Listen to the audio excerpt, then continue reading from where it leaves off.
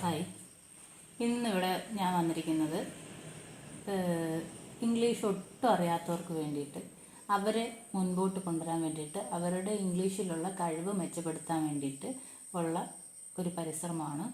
അതിന് വേണ്ടിയിട്ട് ഒരു ഒന്നല്ല, ഒരു 5, 6, 7, 8 നമ്മൾ തീരുന്നതനുസരിച്ച് ഒരു ക്ലാസ്സുകളായിട്ട് ഞാൻ കൊണ്ടുവരുന്നതായിരിക്കും. അതിനു വേണ്ടി നമ്മളിപ്പം ഇംഗ്ലീഷ് അറിയാവുന്നവർക്ക് വേണ്ടിയിട്ടല്ല, ഒട്ടും അറിയാത്തവരെന്ന് പറഞ്ഞാൽ ഇംഗ്ലീഷ് ഒട്ടും കൈകാര്യം ചെയ്യാൻ പറ്റാത്ത ഒരു 30% പേരെങ്കിലും നമുക്ക് ചുറ്റിലുണ്ട്. ഒന്നും അറിയാൻ പറ്റാത്തവർ. ചിലപ്പം അക്ഷരമൊക്കെ അറിയായിരിക്കും, വായിക്കാനും എഴുതാനും ഒക്കെ അറിയാം. പക്ഷെ വെറും ഒരു പ്രൊനൗണിൻ്റെ പോലും അർത്ഥം അറിയാത്ത, അല്ലെങ്കിൽ ഒരു പ്രിപ്പോസിഷൻ്റെ അർത്ഥം അറിയാത്തവർ പോലും പല സ്ഥലങ്ങളിലും ജോലി ചെയ്യുന്നവരായാലും അല്ലാത്തവരായാലും ഒക്കെ ഉണ്ട്, പേരൻസ് ആയാലും ഒക്കെ ഉണ്ട്. അത് കാരണം ഇംഗ്ലീഷ് അറിയാൻ പറ്റാത്തതുകൊണ്ട് കുട്ടികളുടെ പഠനകാര്യത്തിൽ ഇടപെടാൻ കഴിയാത്തവരുണ്ട്. അതുപോലെ തന്നെ ഈ ഉൽപ്പന്നങ്ങൾ ഉണ്ടാക്കിയിട്ട് അത് പുറത്തോട്ട് വിൽക്കാൻ കഴിയാതെ ഇരിക്കുന്നവരുണ്ട്. ഇംഗ്ലീഷൊക്കെ അറിയാമെങ്കിൽ വരുന്ന എൻക്വയറിക്ക് അനുസരിച്ച് റിപ്ലൈ കൊടുക്കാനും ആ പ്രോഡക്റ്റ് ഓൺലൈൻ വഴി വിൽക്കാനും ഒക്കെ പറ്റുമായിരുന്നു. അങ്ങനെ പറ്റാത്തവരുണ്ട്. അതുപോലെ തന്നെ നമ്മൾ ഉണ്ടാക്കുന്ന പ്രോഡക്റ്റ് ലോക്കൽ ഏരിയയിൽ നിന്ന് കിട്ടുന്ന റോ മെറ്റീരിയൽസ് അല്ലാതെ തന്നെ ഇതിനുള്ള മെറ്റീരിയൽ പുറത്തു നിന്ന് എടുക്കാൻ വേണ്ടിയിട്ട്, ഇപ്പോൾ നമ്മുടെ കേരളം വിട്ട് പുറത്തുള്ള ഏതെങ്കിലും ദൂര സംസ്ഥാനങ്ങളിൽ നിന്ന് ഒക്കെ എടുക്കണമെങ്കിൽ ഇംഗ്ലീഷ് ഇച്ചിരി അറിയാൻ പറ്റിയെങ്കിലേ പറ്റത്തുള്ളൂ. അപ്പോൾ അവരുമായിട്ടൊന്ന് കോണ്ടാക്ട് ചെയ്യുന്നതിനും മെസ്സേജ് ചെയ്യുന്നതിനും മെയിൽ ചെയ്യുന്നതിനും ഒക്കെ അത് വേണം. അതൊന്നും ചെയ്യാൻ പറ്റാത്ത ഒരുപാട് പേരുണ്ട്. അങ്ങനെ എന്നോട് പറഞ്ഞിട്ടുള്ളവരുണ്ട്, എനിക്ക് അറിയാവുന്നവരുണ്ട്. ബാക്കി എല്ലാ കഴിവുകളും ഉണ്ട്. എല്ലാം ഹാൻഡ് ക്രാഫ്റ്റും മറ്റു വർക്കുകളും, തുന്നൽ, എംബ്രോയിഡറി, അല്ലെങ്കിൽ മെഹന്തി ഡിസൈനിങ്, അങ്ങനെ എന്ന് വെച്ചാൽ സകല പരിപാടികളും അറിയാവുന്നതൊക്കെ ഉണ്ട്. പക്ഷേ ഇംഗ്ലീഷ് കൈകാര്യം ചെയ്യാൻ അറിയില്ല. അത് കാരണം ഉയരത്തിലോട്ട് പോകാൻ പറ്റാത്ത ഒരുപാട് പേരുണ്ട്.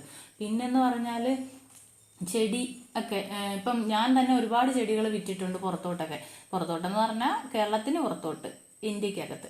അപ്പോൾ അതിനും ഇംഗ്ലീഷിലൊക്കെ ആയിരിക്കും കൂടുതലും ഇത് ചെയ്യുന്നത്. അപ്പോൾ എൻ്റെ ഒപ്പം തന്നെ ചെടികൾ വീട്ടിൽ വളർത്തുന്ന ഒരുപാട് പേരുണ്ട്. അവർക്ക് പുറത്തോട്ട് കൊടുക്കാൻ പറ്റത്തില്ല. കാരണം അവർക്ക് മെസ്സേജ് ചെയ്യാൻ, അതിന് റിപ്ലൈ കൊടുക്കാൻ പറ്റാത്തതുകൊണ്ട്. അങ്ങനെയൊക്കെ ഒരുപാട് സങ്കടങ്ങൾ പറഞ്ഞ ഒരുപാട് പേരുണ്ട്. അപ്പോൾ അങ്ങനെയുള്ളവരെ ഉദ്ദേശിച്ച് വേണ്ടി മാത്രമാണ് ഈ ക്ലാസ്സുകൾ. അപ്പം അവരാരും പൊട്ടന്മാരായതുകൊണ്ടല്ല, അവർ സാഹചര്യം കൊണ്ട്, അല്ലെങ്കിൽ അന്ന് അവർക്കത് പഠിക്കാൻ കഴിയാതെ പോയത്. ഇപ്പോൾ ഒരു മാതൃഭാഷ അല്ലാതെ മറ്റൊരു ഭാഷ പഠിക്കുന്ന ഒരു കുട്ടിയെ സംബന്ധിച്ചിടത്തോളം അത് അങ്ങനെ വന്നു പോയത് എന്തുകൊണ്ടാ എന്നുള്ളതിനൊരു 3-4 ഘടകങ്ങൾ എനിക്കറിയാവുന്ന, എൻ്റെ അറിവിൽ ഉള്ള കാര്യങ്ങൾ ഞാൻ പറയാം. ഒന്നാമത്തെ കാര്യം, കുഞ്ഞിലെ ആ കുട്ടിക്ക് അതിൻ്റെ ബേസ്മെൻറ്റ് കിട്ടിയില്ല എന്ന് പറഞ്ഞാൽ, ആദ്യമായിട്ടൊരു കുട്ടിയെ സ്കൂളിൽ കൊണ്ട് ചേർക്കുമ്പം ആ കുട്ടി പ്രത്യേക മാനസികാവസ്ഥയിലാണ്. ഒന്നാമത്തെ കാര്യം, വീട്ടിൽ നിന്ന് അമ്മയെ വിട്ട് ആദ്യമായിട്ടായിരിക്കും പുറത്തു പോകുന്നത്. അപ്പോൾ ആ ഒരു സങ്കടം. രണ്ടാമത്തെ കാര്യം, ചിലപ്പോൾ ആ കുഞ്ഞിനൊരു പൂച്ചക്കുഞ്ഞ് കാണും, അല്ലെങ്കിൽ ഒരു പട്ടിക്കുഞ്ഞ് കാണും, അല്ലെങ്കിൽ ഒരു കോഴിക്കുഞ്ഞ് കാണും, എന്തെങ്കിലും കാണും. അതിനെക്കുറിച്ചുള്ള ചിന്തകളായിരിക്കും. അല്ലെങ്കിൽ ഞാൻ പിന്നെ അമ്മ എന്ത് ചെയ്യായിരിക്കും, ഞാനില്ലെങ്കിൽ അമ്മ ഒറ്റയ്ക്കാവും, അമ്മയ്ക്ക് പേടിയാവും എന്നൊക്കെയുള്ള ആ ഒരു ചിന്തയിലിരിക്കുന്ന കുട്ടി. അതൊന്നാമത്തെ കാര്യം. രണ്ടാമത്തെ കാര്യം എന്ന് പറഞ്ഞാൽ, ഒരു കുട്ടിക്ക് ചിലപ്പോൾ ഒരു പക്ഷേ ക്ലാസ്സിൽ പറഞ്ഞത് മനസ്സിലായില്ല. അപ്പോൾ ഈ സങ്കടത്തിൽ ഇരിക്കുന്ന കുട്ടിക്ക് അന്ന് പറഞ്ഞ കാര്യങ്ങളൊന്നും മനസ്സിലായിട്ടുണ്ടാകത്തില്ല. പക്ഷെ അന്ന് ആ വീട്ടിൽ ചെന്നപ്പം ഈ കുഞ്ഞിനെ അത് പറഞ്ഞു കൊടുക്കാനും ഒരു പക്ഷെ അമ്മയ്ക്കോ അച്ഛനോ അറിയത്തില്ലായിരിക്കും, അല്ലെങ്കിൽ അവർക്ക് അതിനുള്ള സമയം ഉണ്ടാകത്തില്ല. കാരണം ദൈനംദിന കാര്യങ്ങൾക്ക് വേണ്ടി അവർ കിടന്ന് ഓടി റെസ്റ്റ് എടുക്കുമായിരിക്കും. അത് അപ്പോഴാ കുഞ്ഞു വന്നപ്പോൾ അതിനെ പഠിപ്പിക്കാൻ പറ്റിയിട്ടുണ്ടാവില്ല. ഇപ്പോഴത്തെ കാര്യമല്ല, ഒരു 10-30 വർഷത്തിന് മുമ്പുള്ള കാര്യങ്ങളാണ് പറയുന്നത്. ആ ഏരിയയിലുള്ള, ആ കാലഘട്ടത്തിലുള്ള ആൾക്കാരിലാണ് കൂടുതലും ഒന്നും അറിയാത്തത് മാത്രമല്ല, ബേസ്മെന്റ് ഉണ്ടെങ്കിൽ അല്ലാതുള്ള ക്ലാസ്സുകൾ കണ്ടൊക്കെ സ്വയമെങ്കിലും പഠിക്കാൻ പറ്റുന്നേ ഉള്ളൂ. അപ്പോൾ ഈ ബേസ്മെന്റ് ഇല്ലാതെ പോയവരുടെ കാര്യമാണ് ഈ പറയുന്നത്. പിന്നെ രണ്ടാമത്തെ കാര്യം എന്ന് പറഞ്ഞാൽ, ഒരു കുട്ടി, അപ്പോൾ ഈ കരഞ്ഞു വിളിച്ചിരുന്ന കുട്ടി ആദ്യത്തെ ദിവസം അക്ഷരങ്ങൾ പഠിക്കാൻ പറ്റിയില്ല, അല്ലെങ്കിൽ എല്ലാം കൃത്യമായിട്ട് മനസ്സിലായില്ല, അല്ലെങ്കിൽ വവൽസ് അറിയത്തില്ല, എന്തെങ്കിലും ഒന്നും അറിയത്തില്ല. അപ്പോൾ പിറ്റേ ദിവസം ഒരു പക്ഷേ കുട്ടിയോട് ചോദ്യം ചോദിക്കുമ്പോഴോ എന്തെങ്കിലും ചെയ്യുമ്പോഴോ ഈ കുഞ്ഞിനോട് ചോദിക്കുമ്പം കുഞ്ഞിനത് അറിയത്തില്ല. അപ്പോഴേ ടീച്ചർ അവിടെ ഒരു അടി കിട്ടിക്കഴിഞ്ഞു. ആ അടി കിട്ടിയത് ആ കുഞ്ഞിൻ്റെ മനസ്സിൽ ഭയങ്കര വേദനയായിരിക്കും. അത് ആ കുഞ്ഞിനെ പിന്നീട് ആ ടീച്ചറിൻ്റെ ക്ലാസ്സിൽ ശ്രദ്ധിക്കും. ആ ടീച്ചറിനെ കുറിച്ച് പേടിയായിരിക്കും. എല്ലാ ടീച്ചർമാരും അങ്ങനെയല്ല, ചിലർ അപൂർവം അങ്ങനെ ഉണ്ടായിരുന്നു. അതൊക്കെ അങ്ങനെയൊക്കെ ഉള്ള കാര്യങ്ങളുണ്ട്. അപ്പോൾ ആ കുട്ടിക്ക് ടീച്ചറെ ഇഷ്ടമല്ല, എന്തോ ഒരു കാരണത്താൽ, ചിലപ്പം കണ്ണുരുട്ടി കാണിച്ചു, വഴക്ക് പറഞ്ഞു, ദേഷ്യപ്പെട്ടു, അല്ലെങ്കിൽ മറ്റെന്തോ ഒരു കാരണത്താൽ ആ കുട്ടിക്ക് ടീച്ചറിനെ ഇഷ്ടമല്ല. അപ്പോൾ പിന്നെ ആ കുട്ടി ആ ടീച്ചറെ ക്ലാസ് ശ്രദ്ധിക്കുകയില്ല. പിന്നെ മൂന്നാമത്തെ കാര്യം, ചില കുട്ടികൾ, എല്ലാ കുട്ടികൾക്കും ഒരുപോലെ ബുദ്ധി വളർച്ചയും ശാരീരിക വളർച്ചയും ഉണ്ടാകുന്നിരിക്കത്തില്ല. ഇപ്പോൾ ഒരു 10-15 വയസ്സായ ഒരു കുട്ടിക്ക് ചിലപ്പോൾ 6 വയസ്സിന്റെ ബുദ്ധിയേ ഉണ്ടാകത്തുള്ളൂ. അപ്പോൾ ഈ 6 വയസ്സിന്റെ ബുദ്ധിയുള്ള ഈ 15 വയസ്സിലൊക്കെ ആയിരിക്കും ഈ കുഞ്ഞിനെ പഠിപ്പിച്ചാൽ അത് പഠിക്കത്തുള്ളൂ, അല്ലാതെ അതിനെ പഠിക്കാൻ പറ്റത്തില്ല. അങ്ങനെയൊക്കെ ഉള്ള കുട്ടികളും ഒക്കെ ഉണ്ട്. പിന്നെ അപ്പോൾ ഈ കാലഘട്ടത്തിൽ ഈ സങ്കടങ്ങളും അല്ലെങ്കിൽ ദുഃഖങ്ങളും ശ്രദ്ധിക്കാൻ പറ്റാതെ വന്ന്, അല്ലെങ്കിൽ അമ്മയെ പിരിഞ്ഞുള്ള സങ്കടമൊക്കെ മാറിക്കഴിഞ്ഞ് വന്ന് കുട്ടി പഠിക്കാൻ തയ്യാറായി വരുമ്പോഴേക്കും എന്ത് ചെയ്യും? ക്ലാസ് പകുതിയും കഴിഞ്ഞാണ്. പിന്നെ അങ്ങോട്ട് പറയുന്ന ഒന്നും ഈ കുട്ടിക്ക് മനസ്സിലാകത്തില്ല. അങ്ങനെയാണ് ഈ കുഞ്ഞ് ഇംഗ്ലീഷ് ഒരു പേടി സ്വപ്നമായി മാറിയത്. അങ്ങനെയൊക്കെ ഉള്ളവരെ നമുക്ക് ഈ ബേസിക്ക് കൊടുത്ത് കൊണ്ടുവരാൻ പറ്റും മുന്നോട്ട്. അതിന് വേണ്ടിയിട്ടുള്ളൊരു ശ്രമമാണിത്.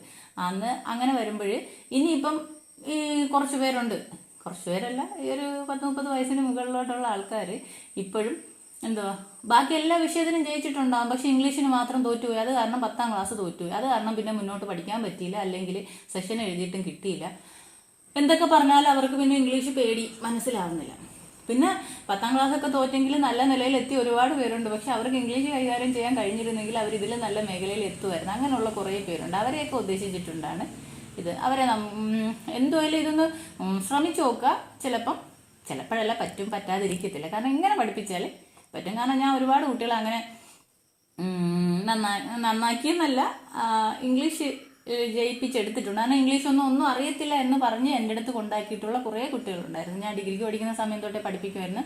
അങ്ങനെ വന്ന് പിന്നെ ഇംഗ്ലീഷിനൊക്കെ ജയിച്ച് പിന്നെ അങ്ങ് നല്ല പഠിക്കാൻ തുടങ്ങിയ ഒരുപാട് കുട്ടികളുണ്ട്. അവരുടെ പേരൻസ് ഇപ്പോഴും എന്നെ കണ്ടാൽ പറയും, മോള് വിചാരിച്ചുകൊണ്ട് എൻ്റെ കൊച്ചു പഠിച്ച് ഈ നിലയിലെത്തി, അങ്ങനെ ഇങ്ങനെയൊക്കെ പറയുന്നുണ്ട്. അതൊക്കെ ഒരു സന്തോഷമാണ്. പക്ഷെ അങ്ങനെയൊക്കെ നോക്കുമ്പോൾ ഒരു പക്ഷേ അപ്പോൾ എൻ്റെ മനസ്സിൽ ഈ ഇങ്ങനെ അറിയാൻ പറ്റത്തില്ല എന്ന് പറയുന്നവർ, എനിക്കിത് ചെയ്യാൻ പറ്റുന്നില്ല, ഇംഗ്ലീഷ് അറിയാത്തതുകൊണ്ട് എനിക്ക് ഒരുപാട് ബുദ്ധിമുട്ടുണ്ടെന്ന് പറയുന്നവർ, അല്ലെങ്കിൽ കൊച്ചുങ്ങളെ കാര്യത്തിൽ ശ്രദ്ധിക്കാൻ പറ്റാത്തവർ. കാരണം പിള്ളേരുടെ സ്കൂളിൽ പോകുമ്പം ഒരു ജാള്യത, അവിടെ ചെന്ന് ഇംഗ്ലീഷ് സംസാരിക്കാൻ പറ്റുന്നില്ല, അല്ലെങ്കിൽ പിന്നെ സ്വന്തം സാധനങ്ങൾ, അതായത് പ്രോഡക്റ്റുകളൊക്കെ മാർക്കറ്റ് ചെയ്യാൻ പറ്റാതെ വരുന്നവരും അങ്ങനെയൊക്കെ ഉള്ള ഒരുപാട് പേരുണ്ട്. പിന്നെ അതും കഴിഞ്ഞിട്ട് പിന്നെ ഈ പേരൻസ്, ഗ്രാൻഡ് പേരൻസ്, അപ്പൂപ്പനും അമ്മൂമ്മയൊക്കെ കുട്ടികളെ ചെറുകുഞ്ഞുങ്ങളൊക്കെ പുറത്തൊക്കെ പോയി അവർ ഇംഗ്ലീഷ് മീഡിയത്തിലൊക്കെ പഠിച്ചപ്പോഴും ഇംഗ്ലീഷൊക്കെ സംസാരിക്കുക, അവർ പറയുന്നൊന്നും മനസ്സിലാവുന്നില്ല. അങ്ങനെയൊക്കെ ഉള്ള ഒരുപാട് പേരുണ്ട്. അവർക്കൊക്കെ സംബന്ധിച്ചിടത്തോളം പഠിക്കാൻ പറ്റും.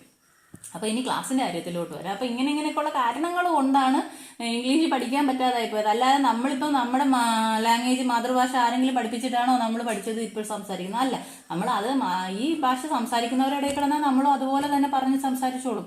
പക്ഷെ അതൊന്നും അല്ലാത്തവൻ എന്ത് വേണം? ബേസിക്ക് കുറച്ച് നോളജ് വേണം. ബേസിക് നോളജ് എന്ന് പറഞ്ഞാൽ പദസമ്പത്ത് ഉണ്ടായിരിക്കണം. അത്യാവശ്യം വേണ്ടുന്ന കുറച്ച് വാക്കുകളും അതിൻ്റെ അർത്ഥങ്ങളും ആദ്യം പഠിച്ചിരിക്കണം. ആദ്യം അവിടെ തൊട്ട് തുടങ്ങാം. പിന്നെ ഒരു കാര്യം ഞാൻ പറയുന്നതെന്ന് പറഞ്ഞാൽ ഫോണിറ്റിക് ബേസിലല്ല ഞാൻ ഈ ക്ലാസ് പറയാൻ പോകുന്നത്. നമ്മൾ സാധാരണക്കാർ നാടൻ ഭാഷയിൽ നാടൻ സ്ലാങ് വരുന്ന രീതിയിൽ പറഞ്ഞു പഠിക്കുകയാണ്. അല്ല ഫോണിറ്റിക്കലി അതിൻ്റെ ഉച്ചാരണം കറക്റ്റ് അതുപോലെ പറയാൻ നിന്നാൽ ഇവർക്ക് മനസ്സിലാകത്തില്ല. അറിയാവുന്നവർക്ക് അത് തമാശയായിട്ട് തോന്നും, ജോക്കായിട്ട് തോന്നും, അയ്യേ ഇങ്ങനെയാണോ ഇംഗ്ലീഷ് പഠിപ്പിക്കുന്നത്, അങ്ങനെ ആരും വിചാരിക്കരുത്. പിന്നെ ഒരു കാര്യം, ഞാൻ പറയുന്നതിൽ എന്തെങ്കിലും തെറ്റോ അല്ലെങ്കിൽ വിട്ടുപോയ എന്തെങ്കിലും കാര്യങ്ങളുണ്ടെങ്കിൽ കമൻ്റായിട്ട് നിങ്ങൾക്ക് കാണുന്നവർക്ക് രേഖപ്പെടുത്താം.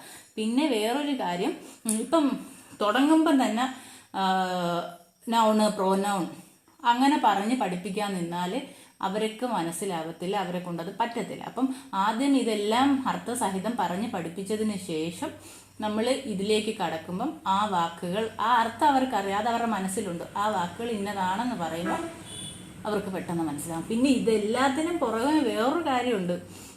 PSC പരീക്ഷ എഴുതാൻ പോകുന്നതിൽ ഇപ്പോഴും ഒരു 30-35 വയസ്സിന് മുകളിലുള്ള PSC പരീക്ഷ എഴുതാൻ പോകുന്ന കുറേ പേരെ പരാതിയാണ്, എനിക്ക് ഇംഗ്ലീഷിൻ്റെ ഒരു മാർക്കും കിട്ടാറില്ല, അല്ലെങ്കിൽ 2-3 മാർക്കേ കിട്ടൂ എന്ന് പറയുന്നവരുണ്ട്. അതും ഈ പ്രധാന കാരണം, അവർ കാണാതെ പഠിക്കുന്നത് കൊണ്ടാണ് അങ്ങനെ സംഭവിക്കുന്നത്. ഇത് അറിഞ്ഞ് പഠിച്ചു കഴിഞ്ഞാൽ, അർത്ഥം അറിഞ്ഞ് പഠിച്ചു കഴിഞ്ഞാൽ, വാക്കുകളുടെ മനസ്സിൽ നമുക്ക് കുറേ പദസമ്പത്തുണ്ടെങ്കിൽ ഒരുവിധം ഒരു 10 മാർക്കിൽ 5 മാർക്ക് അല്ലെങ്കിൽ 7 മാർക്കൊക്കെ ഫുള്ളും മേടിക്കാവുന്നതേ ഉള്ളൂ. പിന്നെ ഇത് അറിയാൻ കഴിഞ്ഞാൽ ഗ്രാമർ നമുക്ക് ഈസി ആയിട്ട് കൈകാര്യം ചെയ്യാവുന്നേ ഉള്ളൂ. ഇതിൻ്റെയൊക്കെ പ്രധാന കാരണം ഈ പ്രിപ്പോസിഷൻ്റെ ആയാലും മറ്റ് കാര്യങ്ങളുടെ വാക്കുകളുടെ അർത്ഥം കൃത്യമായിട്ട് അത് എവിടെ എന്തിനു ഉപയോഗിക്കുന്നു എന്ന് അറിയാത്തത് തന്നെയാണ്. ചുമ്മാ ഇരിക്കുന്ന ഒരാളെ കൊണ്ട് പെട്ടെന്ന് നമ്മൾ എത്ര ഈസി ആയിട്ട് ഗ്രാമർ പറഞ്ഞ് പഠിപ്പിക്കാൻ ശ്രമിച്ചാലും പറ്റത്തില്ല. ഗ്രാമർ ആയിട്ട് പഠിപ്പിക്കാൻ നിന്നാൽ ഒന്നും അറിയാത്തവന് ഇംഗ്ലീഷ് പറ്റത്തില്ല.